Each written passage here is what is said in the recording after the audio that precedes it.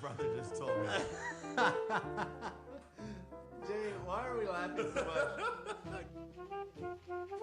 How many years, John? I started teaching Hamlet when Lyndon Johnson was president. And she says, I met the youthful Lord Paris at Lawrence's cell and gave him what becoming love I might, not overstepping the bounds of modesty. No, I already did that with the other guy. I should say that. One of the great things about teaching books like this is that you have to sort of come to grips with the fact that it's beyond you.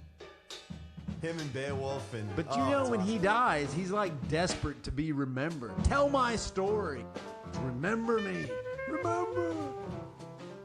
All right, Jay, good to see you again today. What's going on, Paul? Should we be doing this? Should we stop right now? No. Yep. Well, we have been wanting to do this for a long time. I mean, this essay is great. It came out, was it 2018, 2019? 2019. He and I talked about this at work. Paul and I were English teachers in the same department. When it came out, we had a chat about it before COVID when it came out. Yeah. We had a few different people there too. Other people, I think someone from religion, from history, maybe. I can't remember exactly.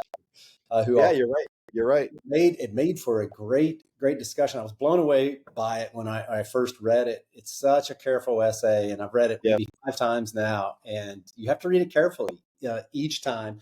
You land on things you like, but if you're paying attention, as always, to yourself, you're realizing you're kind of minimizing or skipping over, other stuff. So you go back and pick that up too, and try to weave it, push it all back together.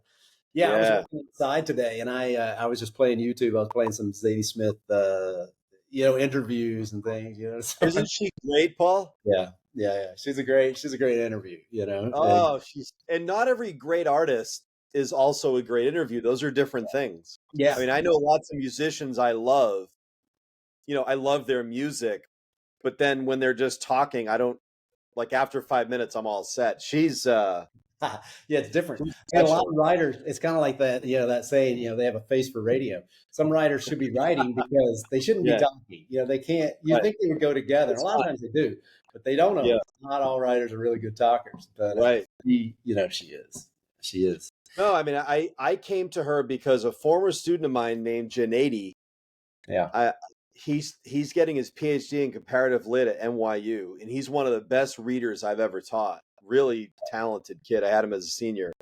He visited when he was in college, and I said, Zadie, he was just a very he was always reading very widely, not just one kind of thing. Anyway, I said, Zadie, give me something I should read.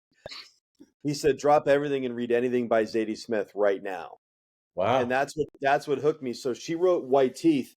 She finished it as a senior at Cambridge, studying English literature. Right. But her book that I've read a few of her books and some of her essays. Her book on beauty is worth dropping everything to read. I've only read a few of her books. That's my favorite one. She's written several other ones. And in fact, her book, The Fraud, which is her latest novel, has a Dickens in it and a Dickensian element in it. And it's been recommended to me by various colleagues. That's my next book. I haven't read it yet. On Fraud. The Fraud, yeah. Or On Beauty, The Fraud. Yeah, I should probably pick that up. I don't have that. But the On Beauty is just, you would love it, Paul. You really would. I told you that before, and I have to admit, we're going to talk about Zadie Smith here, and I haven't read it. Yeah. I do have that one. It's on my shelf. I was looking at it today. I was like, yep, there it is. And oh, man. I haven't read it. I need to get through it. Yeah. So we're doing we're kind of stepping out on our regularly scheduled broadcast here, right? Working through the Odyssey, which we're still doing. If you're tracking along with us, we've taken a little bit of a break for the summer. As you're English teachers, it's kind of in our nature. So we haven't recorded an episode of the next book of the Odyssey yet. But we were talking about topics, and this essay has been sort of brewing in the back of our minds, for years now, to do. And Jay suggested, why don't we do something a little different and just do a take on this essay. And there's a lot in it, and I think about it mainly as I was going back through it for today, pedagogically. There were a lot of things that came to mind. I want to say this. I want to emphasize, if I were doing some seminars with other teachers, right now, there's a lot of things from this essay. I would say, do this. Yeah. Let's talk about getting this into our class. And so I want to hit on a couple of those thises, and clarify that. I think she's pointing to us very humbly, in a very restrained way, things that are potentially being lost. That I think, and I think Jay, you would agree, it would be bad if they were. And so she's kind of encouraging us in a reserve posture, not a combative, posture at all. In a she sees her role as a writer as you just have to, that there's this sacred connection between reader and writer. And in that space, kind of a mystical space, it either happens or it doesn't. And so in this essay, she's not writing fiction. She is making a case, but she carries that same disposition with her of, you will either believe me and come along with me. I will have, said something that touches down with you or not. And so it's a really interesting disposition, which is itself something I think we can bring to our times, that we're living in. So I like that as well. That's on my list of things, as we go through this, to say, this is something we can bring to our students. Makes sense. What's your interest, Jay? Why are we doing this? I think Zadie Smith's op-ed that we're going to talk about speaks to something I think you and I as English teachers are going to have to get used to doing, which is justifying our existence. Yeah. In a substantive way. I don't think people having full-time jobs and health insurance to teach imaginative literature will be a self-evident necessity. I don't think it is for many people. No. I think students and parents may be connected to SAT scores and giving presentations at work someday, but I think the act of reading imaginative literature I feel like we're going to have to be very intentional about justifying our existence and working our jobs in a way that is very, it speaks to what Zadie Smith would say is the mystery of what's happening, and not oversimplifying what's happening. But I think she's really good at getting to the heart of things very quickly. And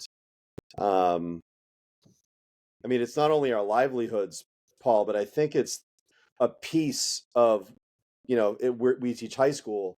It's a piece of people, the appeal to the aesthetic that is seen as sort of, a luxury. And I don't think it is. I think it's essential. And I think how she talks about it highlights that fact. Yeah, that's a really good way of putting it. And I agree with everything you said. I think it's essential to retain what is distinctive and important about teaching literature. And you and I are probably just riding on the coattails of the presumption that, this is a good thing to do because people have been doing it for a long time. And that's, I think we can see the end of that. I think we can see that plausibly running. I think AI helps me to see, that running out in a real objective, easy way. There are deeper ways to see it, but that's one really clear way. Or sort of websites that essentially read books for you, not just speech to text, but give you 10 summaries and outlines and things like that encourage, unfortunately, not only students but teachers too, to think that is the sum total of reading, is the data points, the factual info that you pull out of those stories. And it's just, those are all things. Facts are things. They're real. You got to have them. Can't live without them. But that's not reading. That's what you mean by reading when you're talking to students in middle or elementary school.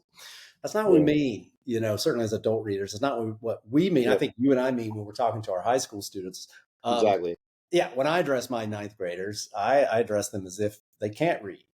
I sort of in various ways tell them, you don't know how to read. We're going to start now in high school to learn how to read. And they don't know what I mean by that. And part of my goal as a teacher is to make that a legitimate statement and not just something inflammatory or something like that. But like to really have, I would love, not that students do this, but I would love for students to come back at the end of the ninth grade in the year and say, you were right. I'd never read a book before this year. That would be, the apex of my career if I had students coming back to do that. No, I'm with you. So So that's the core of this. And so if that's the kind of thing we're talking about rescuing or answering the question of what is the essential importance of reading, what are we doing here that makes it worth doing, requiring 4 years of credits, of all high school students to do it. Zadie Smith gives expression to what is essential about that. And so that would be, so just sort of agreeing with you, that would be why I think we should go through this essay. Essay's called Fascinated to Presume by Zadie Smith. Came out 2018 in the New York Times Review of Books, I think it was. Yep. And you can find it online easily, but Fascinated to Presume by Zadie Smith. Yep. If you want to look it up and read it, and we highly recommend doing so. Hey, are we starting with a poem? I almost forgot. Yeah, I'm scandalized by that. What kind of question is that, Jay? It was a test. I was testing you. And I have a poem about reading, and then it struck me that, geez, have I shared this before on the podcast? It's my friend Kevin Carey, who's a poet worth reading. He teaches at Salem State near me. He has a poem about reading to his kids. Have I shared this yet? We've done Kevin Carey poems before. What's the name of it? It's called Reading to My Kids. Maybe. I think you might have. That sounds really familiar. And I don't really know Kevin Carey's poems, so I think mainly I know them from you. So yeah, I'm going to read it. I have some things from Jane Austen to share later that connect to the Zadie Smith piece. Okay. It's not a long poem, and to me it just speaks to like the best parts of what reading is. Yeah. So I thought it would be yeah. All right. Yeah. So, it's you and I both have done this as parents, that we read literature to our kids and we read in funny voices and whatever. But then the inevitable happens and our kids grow up and we see kind of their reading lives that become independent of us. And so it kind of deals with that complexity. Okay. It's from his book, Jesus Was a Homeboy, which is really good. Reading to my kids. When they were little, I read to them at night until my tongue got tired. They would poke me when I started to nod off after 20 pages of Harry Potter or Lemony Snicket. I read to them to get them to love reading, but I was never sure if it was working or if it was just what I was supposed to do.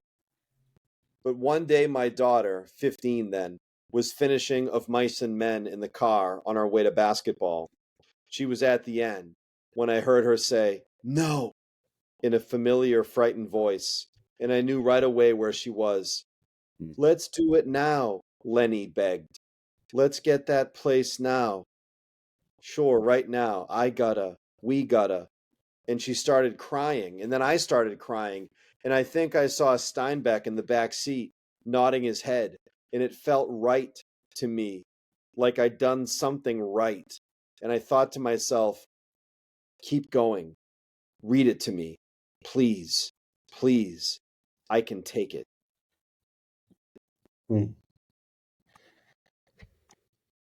Reading to my kids. Yep. Kevin Carey. I like the line. I wondered, was it working? Yeah. That ties into our essay here pretty well. What does that mean? Was it working? Was I doing the right thing? We know that as parents, reading to our kids, you think it's a good thing and it's going to be working. I don't know, doing the things reading's supposed to do, to them, but you don't know. You don't know if it is. If it's latching on. One of the things, objective things, is making them a reader. We want them to read more, but that's not all. You want other things to be happening in that right. In that space between the story and their consciousness, their imaginations. What a great moment to capture. We all know that from Mice and Men. You've read it. Oh. Yeah. I've had students throw the book. I had a student throw the book in anger. It's never assigned me any Steinbeck ever. He felt betrayed and horrified, by all the buildup, all the connection, and then disaster. But how great is it if a kid can feel so connected to a book that he has that strong a reaction, or she has that strong a reaction? It was great. It was great. I think in the end he appreciated it, but I was thrilled, that he was tracking that closely with it. Okay. I want to just throw out that what I think you and I as English teachers know is the context of Zadie Smith's piece in the New York Times. I think she launches in as if everybody knows what the context is, and maybe the New York Times reader would, but I Right. think it's important to mention that in middle schools and high schools and in colleges in America right now, as they always have done, they're having substantive conversations about what is it that we have our kids reading. Yeah. Right. And when I studied English in the 90s as an undergraduate and graduate, I'll admit I studied the canon, and the canon then was almost exclusive. Like when I think of American lit, it was Hawthorne, Melville, Poe, Thoreau, Emerson, and Whitman, and that was it. When I studied British literature, it was the British equivalent of that. It was the Anglo-Saxons. It was Chaucer. It was Shakespeare. It was Milton. It was Pope, Dickens, Austen. So that's great. So I think there's been like a correction in the last 25 years where we realize like, oh, other people have written books other than those people. Right. So I've mentioned you, like I've taught Toni Morrison, and Toni Morrison is hard and really, really good. Like Beloved is a punch you in the face kind of book. Right. So anyway, I think Zadie Smith as a woman of color gets asked all the time about questions about diversity and inclusion and multiculturalism. And I don't want to speak for her, but she is not here. I think this is her answer to what do we choose to read and why? Yeah. And is it fair to presume, like, so you and I have been in on these conversations, and if any English teachers are listening, you've been on them too. Unquestionable. Yeah. That you have conversations like, okay, so in the past we've taught these authors, we really need more inclusivity of different groups. By the way, that's a noble impulse. Right. But so what ends up happening a lot of times, if you're not careful, is you say, all right, we're going to have at least one writer of color and one woman every year of high school. Right. Check. Representation. The word representation fits into that list, right? We're going to represent. Exactly. And I think Zadie Smith's essay that we're going to talk about is a response to, it's not saying that's bad. Like the impulse of equality and justice. No one says, I don't want equality and I don't want justice. No one says that. No. I mean, no sane person says that. No. I think, and this is the last thing I'll say, and then we can go through the details of the article. No, it's fine. Yeah. I think what she's doing here is exposing the complexity of who the reader is and what books are. Yes. And that it's really simplistic to say, okay, we want to churn out kids who graduate and who are generally nice to everyone, so read these books. Like, no such books exist, and no such reading experience exists. No. So I just think she's aware of that, and I think as a novelist who invents people and worlds all the time is in a really great position to explain why that's extremely simplistic. Oh yeah, that's a good way. That's a very good way of putting it. And I think that she does a great job of both. I would say, unfortunately, to the degree, whatever the problem was, let's say generally when you and I were in college, and before, let's call it a problem of representation, a problem of exposure, a problem of access, let's say, to a diversity of writers and authors. That she admits that problem. She says that could very well, I mean, she doesn't go into it, but that very well could have been a problem, was a problem. She said it was a problem in some way, like she does in one passage talking about Gone with the Wind. And there was so poor representation of Black females in American culture that when you get one from, there's only 5, and one of them is from, Mammy from Gone with the Wind, that has a potential to do a great deal of damage, but it's not. She said, the white males represented, there's 10,000 of them, there's 1,000, those strong ones represented. So you're not worried about the stereotype being so influential because there's many other to sort of, fill it out or wash it out. When there's only one, it's a problem. She makes that case. So she's not tackling the problem. This is not one of those problem-sided solutions. This is a solution-sided problem, actually.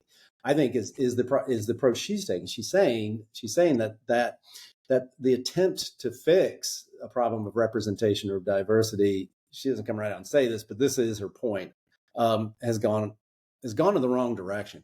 Has oversimplified the problem, has moved into the area of, I thought of this connection of the idea of prior restraint. Like it's almost become, ironically, diversity has almost become censorious in the sense that the entities, the people, the lifestyles that we want to represent, in order to represent them in our department discussions or whatever, you have to sort of make them static. Yeah. In known entities, both represented in the book and entities represented in the classroom, you have to make those objective, static entities so that these two can talk to each other. And she's saying, on a cultural level, on a large national level, that's been a disaster, because real people, both readers and real fictional characters in a book, cannot be that way. You cannot know beforehand. It's the whole basis of in American context, the First Amendment or avoiding censorship, is that no one knows ahead of time.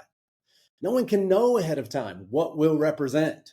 Right. Or it's really, really hard. You can guess and you can try, but as she puts it in the terms of Emily Dickinson, what weight someone's suffering, has in their heart and their soul, you like poke at and you try to figure out. But to say ahead of time, oh my, right. That leads to so it's the solution, the attempt to solve representation that I think her unique contribution says, if we want to continue to do that, continue to represent, continue to pursue diversity, not diversity registered trademark, but actual diversity in literature, we got to go in a different direction. And she's fair and open enough to say, maybe we don't. Maybe this thing that she thinks literature used to do and she thinks is able to do, that we don't want that anymore. And she's willing to essentially say, you and I have to get different jobs, which which is fair of her. So anyway, that's how I would sort of lay out. I think you're right. Like it takes it back to this, this context of representation. Lots of teachers, I think, it's a really hard problem to choose books on many, many fronts. But the most important one now, or maybe the one that gets a lot of airtime, is, I would put it, to generalize, the political version of this. It's what has become political about choosing books, about representation, about diversity, which is overall, I think, demeaning. Like literature shows us that the political can't be avoided, but we have a capacity for way more. And you and I could riff on this. I want to make sure we get to the article. Oh, right. I feel deeply that as a literature teacher, I want to honor what literature is best at. And literature is best at being literature. If we want it to be ethics or metaphysics or sociology or psychology or politics, there are far more direct ways to have those conversations. Yes. Mohsin Hamid, who wrote this amazing book, Exit West. Oh my gosh, is it amazing? People read it and it's like a magical realism book, and there's like doors, and the doors lead you to other countries, and it's kooky and amazing. But people ask him about, like, is this a commentary on your stance of immigration? He said, well, if I wanted to do that, I'd write an op-ed or I'd write a book about that. Yeah. So I think I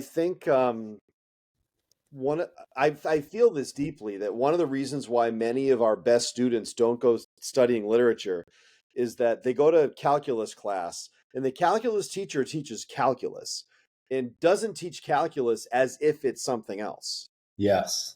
And they go into physics, and the physics teacher isn't pretending it's ethics. But I feel like, and I probably fall victim to this, so this isn't an accusation against my colleagues or anything. Yeah. But I think literature behaves most effectively as literature, which isn't to say that it doesn't intersect with these other things, but it's at its best when it's seen as literature. Yes. And when you start thinking of it as sociology or psychology or politics, the reasons to live inside of novels and plays and poems go away pretty quickly because you realize, oh, there's way more efficient ways to think about these things. It's a great way of right? putting it. But so it brings back the question, like, what is literature? What is it good at doing? Right. Kind of what you're saying. And that I think just pedagogically as teachers, that's what we should be focusing on. That's what we asking ourselves afresh. Yeah. Time. Because all of what you mentioned is in literature. Psychology is in literature. Sociology is in literature. History, politics, gender, race, all that stuff. It is people interacting. I mean, it's everything. Right. You're not going to not find it there. It can't be excluded. It's impossible. You wouldn't be writing about peoples and places if you could. However, that's not. It is important to remember exactly what you said. That's not what literature does best. It's not literally, political writing. It's not literally, cultural analysis. It's not. It's something else. And that's a good way to put it. And I think Zadie Smith, that brings back to the essay, as you said, gives us a way to, if you have trouble, and we all do, we get sidetracked by the things that tempt us the most easily in literature to get derailed on, to get back on rails. She gives us some good language for finding our way back to the ineffable mystery that happens in literature. So let's get to that. Okay. Can I mention a quick thing that I think one of the many brilliant things she does? What she's talking about, as you and I know very well, and anybody that teaches this knows very well, teaches literature. This is a hot button topic. This is sensitive. This is our livelihood, right? Yeah. Is it worth doing is the essence of her essay. The fact that she begins autobiographically is such a good rhetorical choice. She doesn't begin arguing. She begins. Let me just read the opening paragraph, just so you can hear some of her writing, because those of you who haven't read this, you need to read her actual words. Paul and I, as wonderfully erudite as we are, we're not Zadie Smith, and any discussion of her is not as good as she is. No. So she starts by saying, it's only a few sentences. I've always been aware of being an inconsistent personality, of having a lot of contradictory voices knocking around my head. As a kid, I was ashamed of it. Other people seemed to feel strongly about themselves, to know exactly who they were. I was never like that. I could never shake the suspicion that everything about me was the consequence of a series of improbable accidents, not least of which was the 400 trillion to 1 accident of my birth. As I saw it, even my strongest feelings and convictions might easily be otherwise. Had I been the child of the next family down the hall, or the child of another century, another country, another god, my mind wandered. Don't you have to read the rest? I mean, she's good. Yeah. And then just put a little marker in there, because the last 4 lines you should memorize them and quote them. It's a powerful, powerful ending, which we'll get to. But it is a great opening. And I like also emphasizing it because she seats the authority for what she's about to say in biography, in her personal experience, as opposed to, as she goes into later, essentially the datafication, the factification of the world we live in right now, unfortunately, that's drawing us off of literature's true form, because it's the world we live in, this online world. And so many of her strongest statements say, I suspect that, or my instinct. It's sort of Emersonian in a way, or she mentions Walt Whitman. It's like Walt Whitman. She's drawing from her soul. She's not drawing from, she didn't look it up. She didn't Google it. Right. Don't look for the study. There's no, polls that show. That's not the kind of thing she's saying. So you're right. She starts in this personal, I contain cosmos. The multitudes. Yeah. Multitude. So I had a kid this year. Paradise Lost is probably my favorite book, and I taught it in my AP class. And I had a great senior whose family was from the Dominican Republic, and he was very involved in activist causes. And if I was a bad teacher, I would think, and maybe I am sometimes, but I would think, well, he's probably not going to connect to a 400-year-old English writer who's writing this grand epic. This kid came up to me we're at about book 7 or 8, about 2/3 through.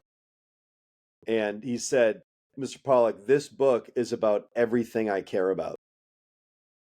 That's what he said. And I thought, I will never not teach this now. That's the most unbelievable validation. Yeah, he just doomed a decade or more of students. That's exactly what he did. Like love. We're going to burn him in effigy. So Zadie Smith. Sorry, go ahead. Well, that's amazing. Yeah. Yeah. And she brings up that is what she evokes in the beginning, right? There's lines on the next page. What type of she's talking about readers who wonder how a man could write Anna Karenina, or why Zora Neale Hurston once wrote a book with no black people in it. No black people in it. Yeah. Or why? How about when she says at the end of the first page, I don't claim I imagined any of this correctly, only compulsively. What I did in life, I did with books. I think of David Copperfield saying, I read as if for life. I lived in them and felt them live in me. Now, Paul, if any of our students or own biological children ever said that, we would have a party in our head, right? And she goes on to say, I felt I was Jane Eyre and Seeley and Mr. Biswas and David Copperfield. And then here's the thing that is the key, I think. She says, our autobiographical coordinates rarely matched. Yes. I had never had a friend die of consumption or been raped by my father or lived in Trinidad or the Deep South or the 19th century. But I had been sad and lost, sometimes desperate, often confused. It was on the basis of such flimsy emotional clues that I found myself feeling with these imaginary strangers, feeling with them, for them, alongside them, and through them, extrapolating from my own emotions, which, though strikingly minor when compared to the high dramas of fiction, still bore some relation to them, as all human feelings do. Oh my gosh, Paul. That's it. How good is that? It's great. It's great. She is pushing through. She's pushing through this the web of identity, the thin, flimsy layer, external layers of identity, her autobiographical layers sort of layering up and pushing through to empathy, to identity on the level of emotion, on feeling, on spirit, on unnameable things. Nevertheless, when you're done reading X or watching the movie or whatever, you can't help thinking, wow, why do I identify with that? Why is that? Why does that seem like me? Why? Or as she says in the opening, why could I imagine myself as easily having been that person, having believed those things, having had that identity? So that's the opening, and this is a really it's not strident. Her writing is not hypocritical in the sense that it doesn't. The form of the writing is not like political theater. It's not combative or provocative. But what she said, enough so that you might miss how a lot of people would find what she just said really offensive. Would find that saying that that our students should be able to identify across and then name the layers, gender, race, culture, religion, all of these layers, that our students should be able or can identify across those, that they're not barriers, that they're not required markers to meet necessarily. That would rub a lot of people the wrong way, but she's found a personal autobiographical way of pushing through that and saying, yeah, that was me, Which rhetorically is so brilliant, because by being autobiographical, you dodge the argumentative. And she argues. I actually have listed 4 of her arguments. The first one is the opening, which we've discussed, is autobiographical context. The first argument is an argument from authority, quoting Whitman, the I contain multitudes business. But the second one, which flows from the first one, is the Whitman quote, re-examine all you've been told and dismiss whatever insults your own soul. Oh my gosh, every meeting I would dismiss so many things. But she has this theory of likeness that she dismisses. So I just want to read a couple of things from page 3.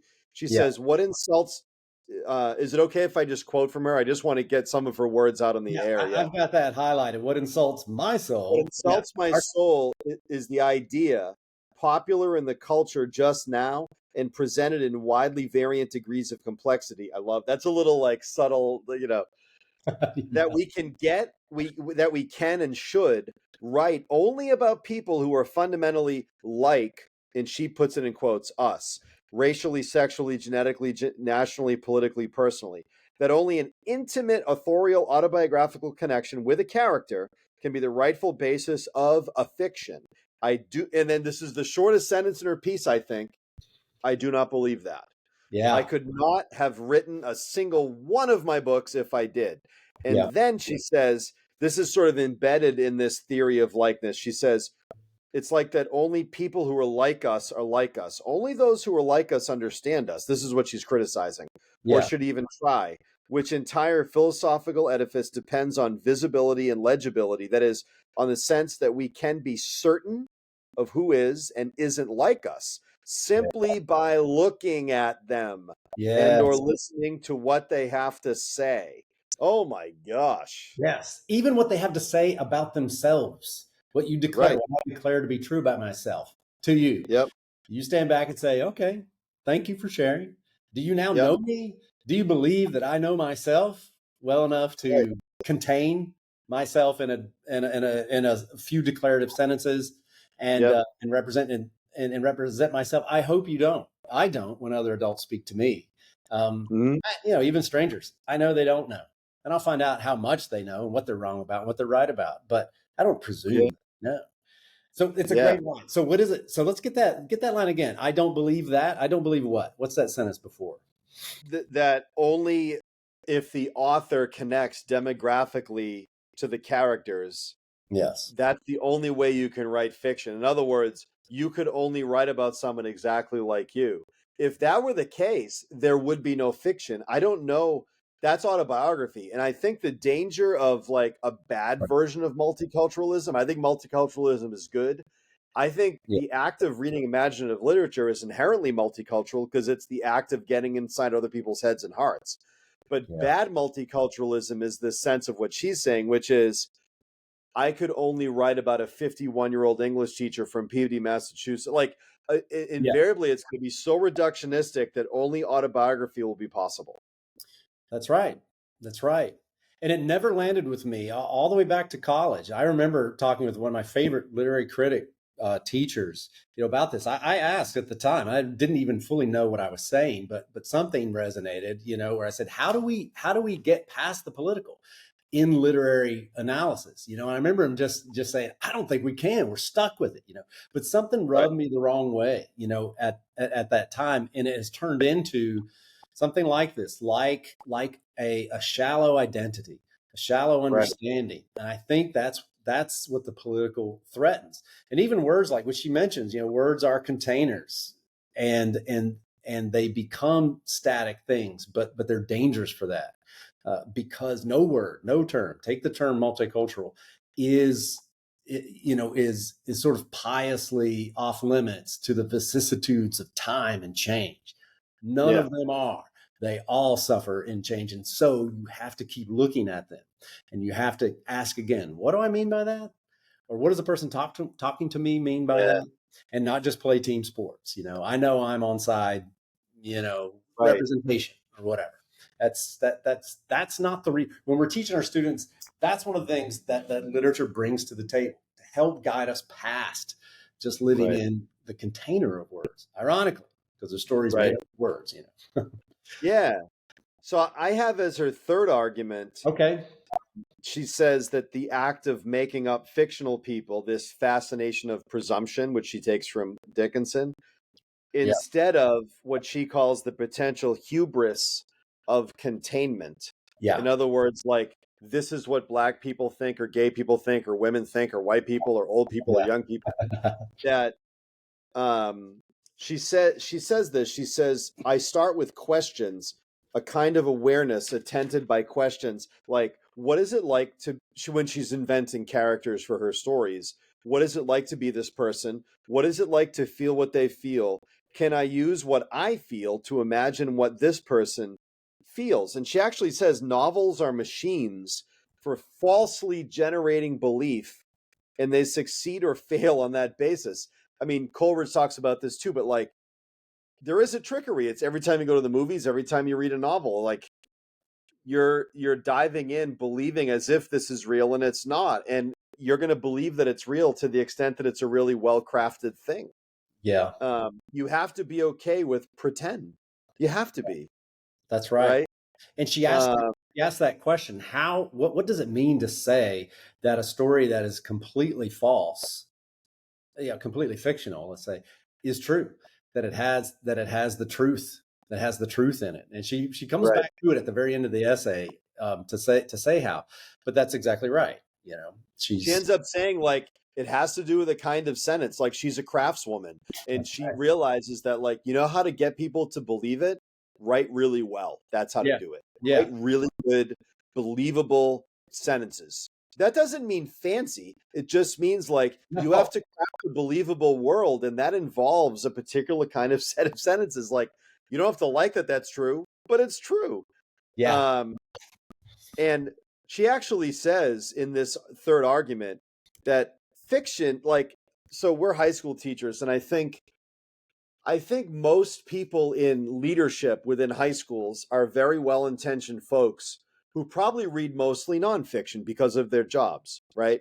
Yeah. But I think, I hope I don't get in trouble for saying this. I'd love to hear what people think about this. Yeah. But I think people that don't read lots of fiction think that fiction has this interesting power to actually change people's belief systems in a really substantive way. I mean, Plato in Book 10 of the Republic kicked the poets out for this very reason, that he thought they were changing people's beliefs. Yeah. I think of the summer reading books we teach that we make kids read, and I think of what we're encouraged to teach is often under this false belief that, like, hey, if we teach this book where people of this oppressed group are mistreated, we then can talk about how to not mistreat them, and magically these privileged people that I teach won't mistreat them. Like, to think that all those things will connect in such a simplistic way is so Pollyannish and crazy. And not that I don't think literature has potency in our real life. It obviously does. You and I wouldn't be doing it otherwise. But I wouldn't. Yeah, I wouldn't. It's just a lot more nuanced than that. Unbelievably. I mean, again, like you say, it's not journalism. It's not autobiography. It's not memoir. Right. Fiction isn't. Novels aren't. There's not this literal, I've call it like the factification of literature. It's not something that can be reduced to Google searches. It just, it just can't. And it's not going to have the literal effect that the words literally written on the page have. And that's what she captures, what she emphasizes with this. And the third argument you bring up, and this is how she moves from Whitman, who says, I contain universes. So I sort of felt like that, like as a young girl, I could be multitudes of things, to saying, yeah, there's some presumption in that. Maybe there's a little bit of hubris in that. And what she likes better is a contemporary of Walt Whitman's Emily Dickinson, and a poem she quotes in the essay. And this is where her essay title comes from, Fascinated to Presume.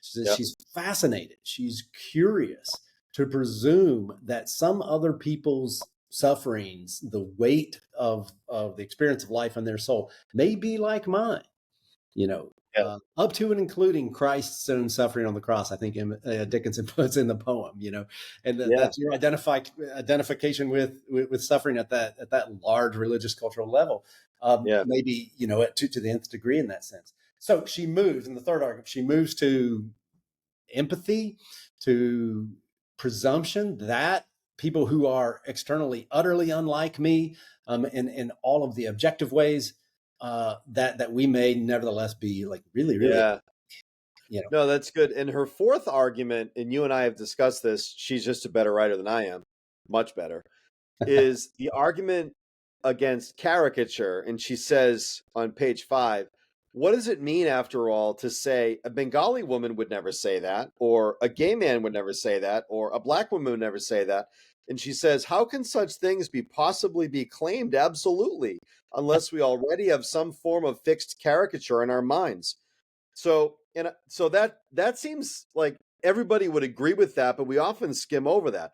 But the paragraph that I think is one of the most important, she's such a smart essay writer, not just a novelist. She concedes to the fact that there's a reason why marginalized groups want literature that seems to represent them to be taught, because it hasn't been for a long time. So she doesn't push that aside.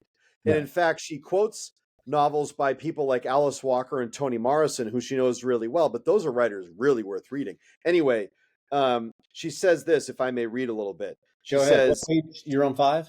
I'm on, this is 6. I'm sorry, I'm not a math person, so that's what it is. She says, given this history, it's natural we should fear and be suspicious of representations of us by those who are not like us. Equally rational is the assumption that those who are like us will at least take care with their depictions and will be motivated by love and intimate knowledge instead of prejudice and phobia. In the 20th and 21st centuries, writing by women and by oppressed minorities of all kinds has wondrously expanded the literary landscape, ennobling griefs that had, historically, either passed unnoticed or been brutally suppressed and caricatured. We are eager to speak for ourselves, but in our justified desire to level or even obliterate the old power structures, to reclaim our agency when it comes to the representation of selves, we can, sometimes, forget the mystery that lies at the heart of all selfhood, of what a self may contain that is both unseen and ultimately unknowable, of what invisible griefs we might share over and above our many manifest and significant differences. We also forget what writers are. People with voices in our heads and a great deal of inappropriate curiosity about the lives of others. Yeah. So what I love about how brilliant that is that it acknowledges the desire for representation, which is not crazy. You and I, to be honest, are part of the most privileged group. It's okay to say that. So it isn't nuts that a woman of color would be like, I would like to see myself occasionally in the reading list, right? Yeah. But what she's also saying is be careful to caricature.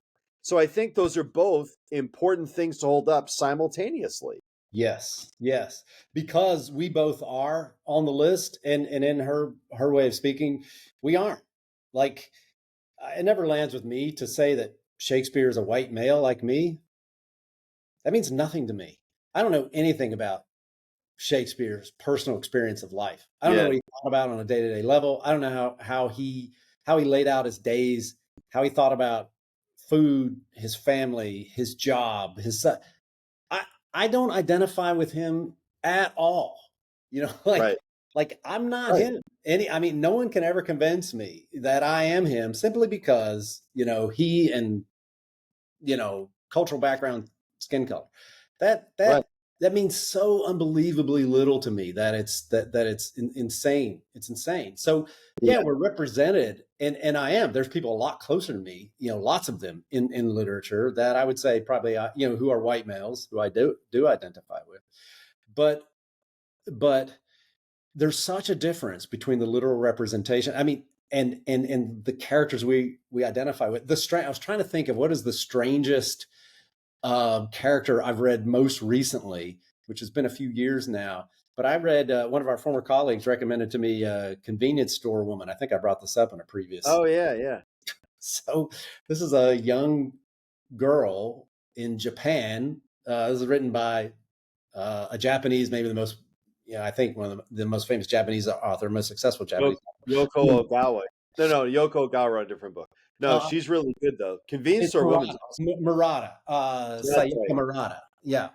I've never read anything else of hers, but this is a very weird book by any, not because it's Japanese. It's just a really strange character. This young lady in the story is really, really unusual. But I was so mesmerized by this little novel, and it is fantastic. And on paper, by the data markers, I should have no identification, with this novel. But I have no idea what the author had in mind, for this character exactly.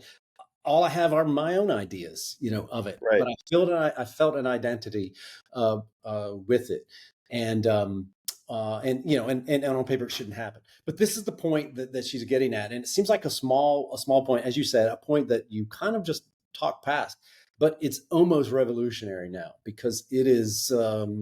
I think it is very widely believed, you know, now and taught that the reason why we need representation in literature is for some kind of literalism. And this is really, really, really unfortunate. You know, it's not because it's because there are multitudes of life experiences, multitudes of people. And why wouldn't you want to read from it? Make the list. Japanese female authors who are lower middle class or something, whatever it is. I want to read that. If they're talented writers, I want to read that because they're going to bring something of the human experience, not because literally what they are on paper. Yeah. So she reminds us of that. She points to the mystery, you know, and so as she's pressing and saying, don't do this through the four arguments sort of, you know, that you've brought up, you begin as a reader to ask, well, what should I do? What is the thing? What is correct reading or insightful reading? And that's brilliantly displayed. I think she said, you brought up, you know, Plato. I was thinking of it in philosophical terms. The superficial version of diversity and inclusion seems to represent these age-old problems as if they were solved. The problem of the one and the many, the problem of form, the relationship between form and content. As if form and content were the same. They are not. Like almost like solving the mind-body problem too. You know, classic problem in philosophy. What's the relationship between consciousness and your body? So your body is, you know, gendered and cultured and raced and, you know, whatever else. But the relationship between that and your consciousness, there is one. But you know, what is it? What is the worth of it? What does it mean? My gosh, anyone who pretends to you to have solved that problem in any way is lying to you. They're just lying. And your form is a thing. You can't exist without a form. But the content side of that form, you know, it is literally not the same thing. And and so that's meaningful. That's important. Those things haven't been solved. And so, you know, the people who would like to convince us, and unfortunately it's happened a ton and you know, in our own discipline, that those questions are answered, you know, they're just, you know, they're just not. And what the relationship of my culture, my cultural experience to culture is, I don't know. I want to know. I want to find out. You know, I think something that doesn't get discussed enough is that for generations, the teaching of English presumed that kids would read for leisure on their own. They would get lost in books on their own. So the teaching of English in a class would be the act of introducing them to classics and to stretch them and all that stuff. So I think now that's in most places still the teaching of English, but it's happening and 99% of the kids are not reading for pleasure to get lost in books. So I think one of the challenges English teachers feel now, and I know I teach freshmen who kind of struggle, is that I feel like I have both jobs. I absolutely should introduce them to some really important works, like, say, Shakespeare. But I can't presume they're sitting in their yard reading, because they're not. So there has to be some books, particularly early in the year, to build their reading confidence. So I think the choices of how we teach literature to kids now are not, it's not only post-COVID and not only post-iPhone, it's just the last 20 years. I think we have to juggle all the balls. Whereas when you and I were in high school, I don't think the teachers ever wonder, like, gee, I wonder if Paul likes this book. They didn't give a crap whether you like the book. That's you reading on your own. This is work. So I think that's a significant thing that we need to honestly discuss is who's in front of us. Do we have kids that really struggle? Are we teaching advanced people? What's the difference in our reading selections between those two groups? Right? I mean, because ideally, I think of how Zadie Smith talks about her experience with books. I don't think that happens. Her favorite book is Middlemarch by George Eliot, and she talks very passionately in various places about that novel. And I only read it once, and I read it badly in graduate school in like a week. It was stupid. I haven't read it. It's my wife's favorite novel as well. It's a book maybe you and I next summer can hang out there. Maybe we should do that. You'd be up for that. Yeah. I would like to do that. But, Zadie Smith isn't a normal person. She went to Cambridge and she was a novelist when she was 20. Like, I need to be honest as a teacher about who's in front of me. And who's in front of me is on TikTok all day. So to presume that, like, the Odyssey and Romeo and Juliet is going to hook them into reading, it's not. Hopefully it gets them to a place where they can think seriously about things. That's great. Yeah. So I'm aware reading this that some of the books that I am going to be teaching are not great literature. I'm aware of it. It's fine. I want to get them to a place where they can sit with a book and feel comfortable in their own head so that when the time comes to read the challenging stuff, they feel confident to be able to. And I think a lot of reading confidence comes from being okay, being confused. I think of going to the movies, and none of us 10 minutes into a film is like, oh my God, I don't know how everybody relates to each other. No, you don't. But you've been to enough movies that you know it's going to get explained. It's fine. Relax. Sit there. Shut up. Eat your popcorn. Right. But you learn, right? You learn that from going to a lot of movies. But so many students don't read, so they just shut down. So that's my point is, like, I'm aware that we're talking about a woman who is like so smart and she's talking about this really difficult literature. I'm aware I'm a high school teacher and some of the people I teach literally struggle reading sentences and paragraphs. But I still think her points are super relevant to me. I just have to be honest about who I'm teaching and how do I build things in a way where I can get them to maybe, like, I like the fact that she clearly reads to get lost in a book, not to, like, extract some artificial lessons from a book. Right. And I think the notion of getting lost in a book presumes so many things that English teachers don't think about enough. Like, it presumes reading fluency and reading speed.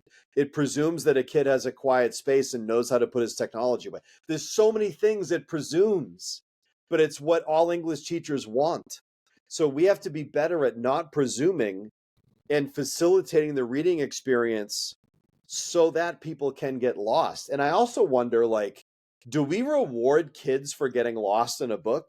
Or do we just ask them what color are the drapes in chapter 3? Like, that's another thing. What questions do we ask of their reading is super important, Paul. Like, it's exactly it. It's my second rule of teaching. It only matters if it matters.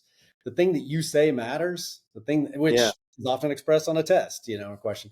That's the thing you will get. So what do you want to get?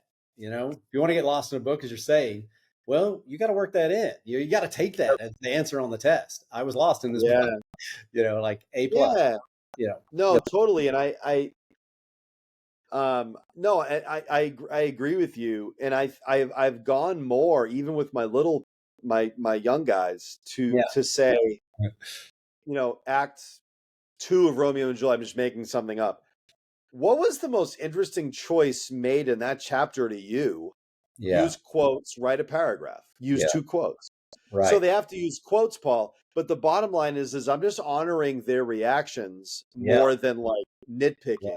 Inviting, I'll tell you, like inviting the reaction, requiring the reaction, saying it's okay to have a reaction, tricking them into, reading for reaction. Completely. And I'll be honest, I was bad. I mean, I still have my days where I'm not really good, but, like, I'm just realizing now that, you and I have talked about this, that when you're reading a good book, whether it was written a year ago or 1,000 years ago, reader response is fine because it doesn't matter what they want to talk about. It's all good. So if they're noticing a conversation in a book that you hadn't planned on focusing on, who cares? That's what they notice. Great. Whatever. Fine. That's one of my criteria for choosing books. It has to be that kind of book. It has to be the kind of book that can hold up to the scrutiny of 25 people in a room who are, smart people, basically, at whatever level of smartness is bringing to the table. Or another way of saying that is when we have a class discussion and I open it up, I know there's 10 really good things, that I can think that could be said. And there's going to be some other things I hadn't thought of. Too. Well, part of the thing you said reminded me of something, that I highlighted in this essay that I also wanted to point out, which is this, when she talks about the digital maw, that our students, live in, that teach them to think a certain way that teach them to think a certain way about reading and prevent them from getting lost, in a book. It's, I don't know, it's down near the bottom. Well, it's on the last page actually. She says, she talks about the algorithms, the how the internet, that we're using endlessly is collecting data, on us and knowing us, by our shopping habits and our scrolling habits and things like that. By now, the idea of depriving this digital maw of its daily diet of quote unquote you has become inconceivable, sadly true. Meanwhile, the closed circle that fiction once required, reader, writer, book, feels so antiquated, we hardly see the point of it. Why have a silent dialogue with an invisible person about imaginary things? Yeah. That's a question that's extremely difficult for people to answer anymore. And her essay tries to point us toward, and I think the things you're saying, Right. we're trying to remind people of this, Yeah. of what is important about that. It's what she evokes is like a sacred space, really, that the novel opens up between the reader and the writer and the book that no one can fully control, and that's what's sacred about it, because it seems controlled by some other force. Yeah. Than the people who are trying to control it. It's beyond them, and that's the thing we want to invite our students into. That I think ultimately, and they might get there through trying to solve a problem, or they might get there through some kind of gory or titillating scene, or whatever it is that gets them into it is probably okay. But ultimately, you want them to have this moment where they've had an extremely personal experience with not just a stranger, but a fiction that Yeah. somehow makes them turn back on themselves, and see themselves in a weird way, like like you've seen those videos of bears, when they put a mirror in the woods, they see the bear, they like this moment of shock, they jump back. It's kind of that moment where they see themselves in a way you can't predict. It's not literally the reflection of the bear, but something else that they found in that story that they didn't think other people knew existed, because they'd only thought about it. They had only felt it. So that's that moment. Zadie Smith says it happens for her in a certain kind of sentence. It comes all the way down to the crafting of the sentence. And if you're trying to take down a pencil, this is how I'll write the perfect sentence. You have a successful writer will give us the secret. She says, the one that I believe, the one that I believe, that's the sentence. That's the good sentence that makes me keep on reading. Well, how do you write a sentence that people are going to believe? Yeah. I don't know. She doesn't know either, really. She's done it, but she doesn't know. And she doesn't know, because even though she teaches writing, how many of her students will go on to be successful novelists?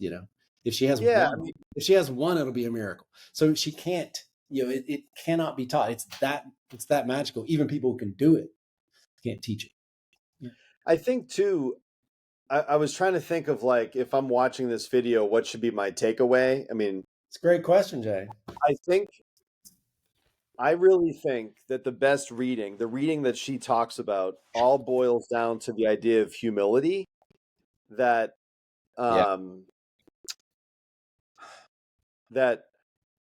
she makes the point over and over again, you can never fully know yourself or know other people. That's right. And I think the question that if we're ever asked as English teachers, why read good imaginative literature? Yeah. I don't think this is going to necessarily be an effective answer to non-readers, but to me, the answer is to help instill the kind of real humility that makes one realize that you can never fully know other people, so you never lack for curiosity or interest in other people. Yes. Right? And life becomes less boring. People become infinitely colorful and interesting when you don't think you've solved them. Yes. Right. You don't know them because you've seen teachers. Right. Yeah. The second I look and say, all right, that's a middle-aged woman, liberal history and I give a bunch of epithets. Well, then life gets so much less interesting once I think I figured that person out, because in reality, I don't know anything about that person. I mean, Yeah. There's a whole bunch of things I don't know. Yeah. So I think it comes down to literature's capacity to remind us that people aren't really knowable, and that's actually, we could either get upset about that or celebrate the mystery of people. Yes. Like you and I have been married for a long time. Our spouses at various points probably say things that we're like, oh, I didn't like, or our kids. I mean, this happens all the time, right? Our kids do or say something that jostles us. And I think we can always choose in life to be angry at surprising moments or to kind of celebrate them. Like, I think it's really great that I can never fully know my kids, because why would that be good? Yeah. And we need to be reminded of it. And you can reflect in, I feel like we've got a lot of political upheaval right now. Like, there's so many things tempting us to simplify the world, to stereotype the world, to contain it, to make it knowable and fixable and manipulable. And so we constantly need to be reminded of. Also, think of the importance of the people who are working on tough problems having this kind of capacity that literature can remind you of. I would take a lot more confidence in those people if I thought they had this perspective that Zadie Smith is laying out, that the world is a complex place and way needs to be made for that complexity. She says also in the novel, in the DNA of the novel, there's always been empathy and compassion, which goes along with what you're saying. Well, I want to read the closing line of the essay if I can. Oh, good. Yeah. Thank you. It's great. And maybe we can close out. I have a quick Pride and Prejudice connection, if I could say. Okay. But do you want to read the closing line first, or do you want me to say this first? I'll read the closing line, then you can read the closing line. Yeah, you can work it in. So she says, there's no fixed rules in this process. She's talking about in the last paragraph. There's different kinds of representation. It's always been approximate. That's always been the case. It always will be. And she says, in the end, every reader will decide. This is the work of an individual consciousness. It can't be delegated to generalized arguments, not even the prepackaged mental container of cultural appropriation, quote unquote. We can suspect that some people will tell our story better than others, but we can never be entirely certain. And we don't know who that person will be. Despite the confidence of the data harvesters, a self can never be known perfectly or in its entirety. The intimate meeting between a book and its reader can't be predetermined. To put it another way, a book can try to modify your behavior, but it has no way of knowing for sure that it has. In front of a book, you are still free. Between reader and book, there is only the continual risk of wrongness, word by word, sentence by sentence. The internet does not get to decide, nor does the writer. Only the reader decides. So decide. So such a good ending, Paul. It's great. It's great. That's what I want to invite my students into. Decide. I always tell Mark Notes is full of crap. I'm not telling you not to look it up because I don't want you to cheat. I'm just telling you, why would you do that? What are you getting from that? Somebody paid some college professor to write this thing up. Is that really what you think reading Romeo and Juliet is? It is not. Yeah. So decide. That's what I want to invite them into. That process of making judgments, of making decisions, of finding out. Yeah. So much. A book that I have just fallen in love with teaching to my seniors is Pride and Prejudice. And there were years where I feel obligated to teach a great 19th century novel. Yeah. There are ones I also love, but they're just huge. And in a survey class, it's hard to manage that. Oh my gosh, Pride and Prejudice has been such a delight. Jay, that's never going to work. You teach all 17, 18-year-old males from 21st century Massachusetts. I recommend against it.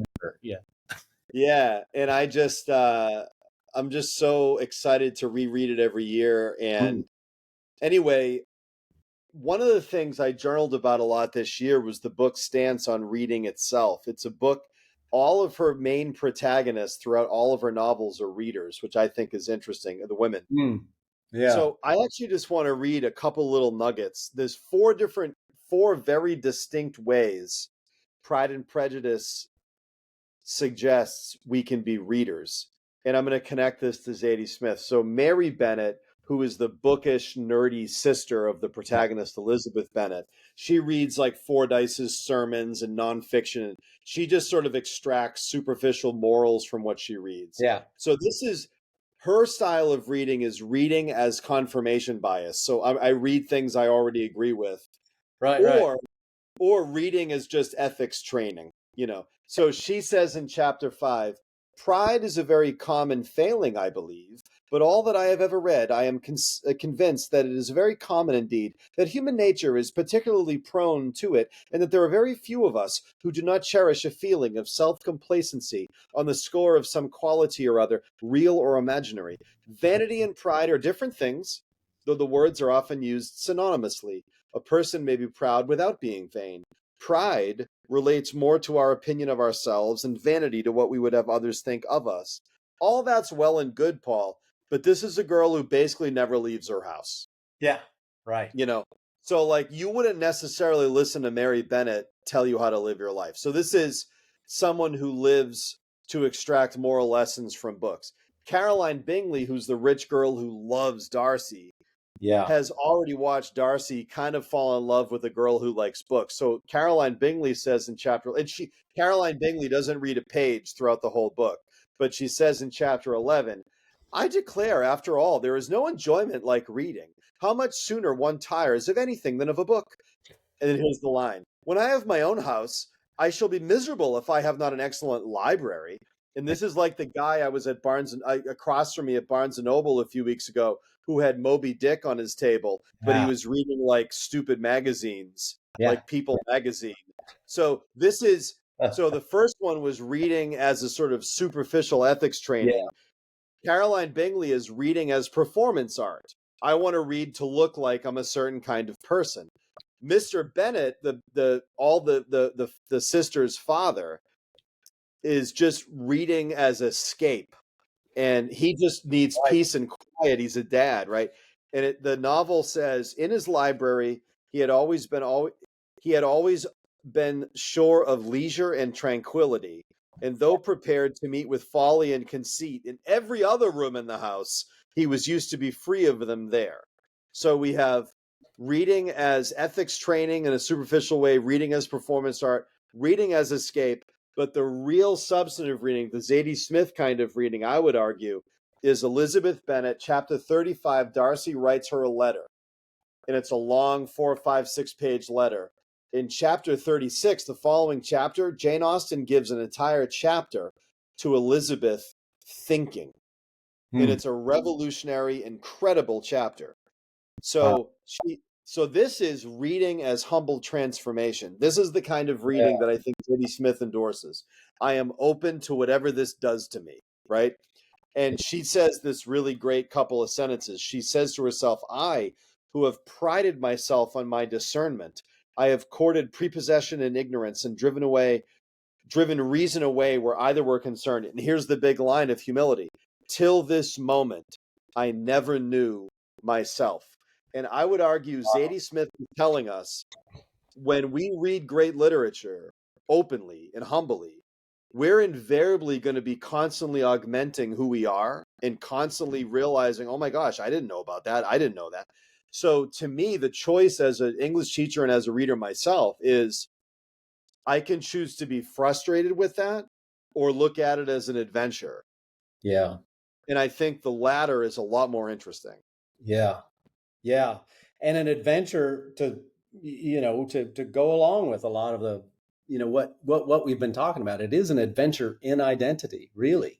I think that is one presentation we can make as teachers to students. And and instead of it being, caricaturized, tiny little bucket, we can bring it to them as the largest bucket of all. Your identity, who you are, your self-knowledge is, well, I'm struck by this, the opening lines of John Calvin's theology, this huge tome of Protestant theology.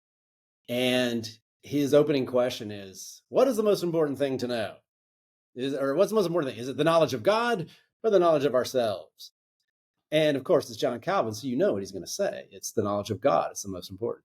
But that is not what he says. Even John Calvin says, I don't know. The two are so intimately intertwined, it is difficult to say which is most important, which is primary, knowledge of self and knowledge of God. So he says, well, since we're doing theology, I'll just say God. But but you might start because you need both sides. You need the knowledge of yourself is important for knowing God, and the knowledge of God, John Calvin insists, is the only way you can know yourself too. But my point is that is the great conversation is the knowledge of yourself, and it's infinite. And that's what the literary reading, this great reading, this transformation, as you say, can invite us into this unending, lifelong sort of quest. And it has real ramifications, and it's important from our tiniest relationship, our closest to home relationship, all the way out to the largest ones, the national, the international relationships. They're all the same. Yeah. And I have to say, I just want to say one more thing, and then I'll shut up. That I'm beginning to think that the dividing line between comedy and tragedy is the presence or absence of humility. That Elizabeth and Darcy in Pride and Prejudice humble themselves. Yeah. It's a comedy at the end. They come together. Right. Benedict and Beatrice in Much Ado, Prospero and To Tempest. I can go down the line. Yeah. But think of the heart and hearts of the adult community in Romeo and Juliet. Yeah. Think of the heart and hearts of the adult community in Hamlet. Think of the heart and hearts in Othello. It might be the case that what determines tragedy or comedy is the ability to evolve in the face of uncomfortable facts. Are you humble or not? Yes. Yes. That's a very good way of putting it, because the comedy, there's something absurd, there's something ridiculous, sort of at the heart, of life. And that's the comedy. Who is it? The literary critic said that the shape of comedy is a U shape, that the plot returns to where it began. So the divine comedy, the story of Earth is a comedy, because we end up back in the garden where we started, and you go through all of this, bottoming out and coming back up, back to paradise regained, after. And that's the story of all comedy. And so if you don't look back and just say, oh my, like this is a funny show, you're going to do something drastic that you're going to really regret. It's going to be right. And I think what Zadie Smith is saying is, like, we need to think about that even as we read books. So not only does humility matter inside the books themselves, but how we read books, the humility with which we read books, the humility of not knowing fully who we are, and not knowing fully who the author is, and not knowing fully who these characters are. Yes. I think, I really believe this as an English teacher, whether or not we read that way will determine whether we continue reading, actually. It's a really great way of putting it. I think you're exactly right. What she's saying is not incidental. I think, to be, real doomsaying, I think the path of our discipline, especially as taught at the secondary level and the college level, is utterly destructive. We're leading, we're going down a path to not reading anymore. There's no reason to do it. To not teaching it anymore, if everything's essentially data and everything's essentially literal, exactly what it appears to be on the outside, then you quickly see there's just no reason to go on. So it does determine whether or not we continue reading. So we want to continue reading. I'm for it. I can't wait to jump back in with a class of students again, this fall, and try to take them down this path and excite them for it. So thanks for your insights on this, Jay. I can tell you thought through a lot of this again, and it's good to try to pull them together here in an episode, and hopefully be encouraging to other teachers like ourselves who are trying to remember, why am I doing this, and how am I to be doing this? It's a question we need to keep asking. And Zadie Smith, fascinated to presume encouragement in this field. All right. Yeah. Does that do it? Good to see you, Paul. All right. Good to see you too, Jay. We'll see you again soon. All right. Bye-bye. Bye-bye.